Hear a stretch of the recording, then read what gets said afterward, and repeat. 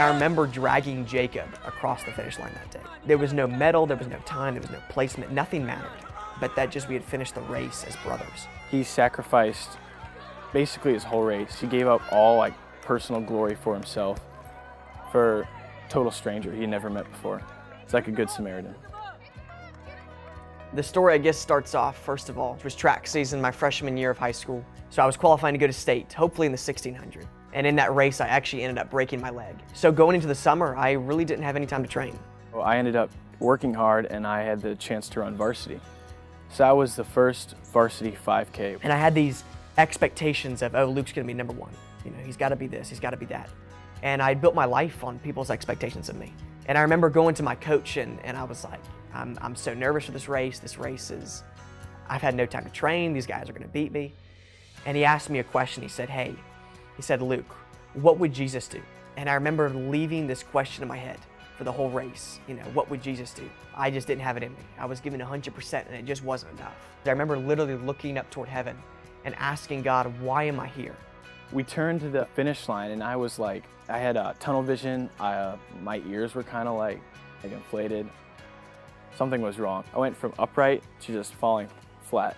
I got back up, made it probably like 2 or 3 steps and then fell again and I couldn't get up. That's when a guy named Luke Hudson came along. And I remember the Holy Spirit speaking to me and just being like, Luke, that's why you're here today. So instead of going past and sprinting to the finish line, he stopped and pulled me basically half a football field across the finish line. My coach comes running over to me. Luke, that is what Jesus would do. Jesus carries us at so many times in our life when we can't cross the finish line. We've given it everything we have and it's not enough. Jesus comes to pick us up. That was the first time in my life God's grace had hit me like a truck. That there is nothing that I can do, there's nothing that I can't do to separate me from the love of Jesus. Right after it happened, the Gwinnett Daily, they did a news article about it. Through that, USA Today heard about it, and they did an article on it.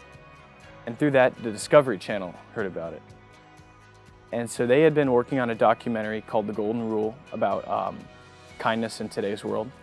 So Jacob and I's story was able to go that far, and they were discovering why we're kind. And when they asked that, there was I felt convicted to share that, like, it's not just how humans are from evolution, it's like, that's God. Trying to share Jesus and like how his love just encompasses all. Once you proclaim that you're a child of God, it's opened up my spiritual life and just taken a huge step in my walk. But I felt so much more comfortable and closer to God ever since.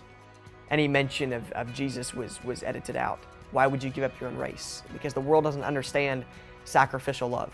I think Jacob and I were a little upset that everything was edited out of the Discovery Channel, but looking back, the cameramen, everyone that was there that day heard the message of what Jacob and I, really the true message of why we stopped and why this happened and why God let it happen.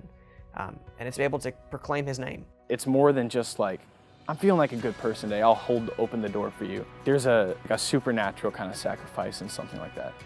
And people can sense that and they want to know where it comes from.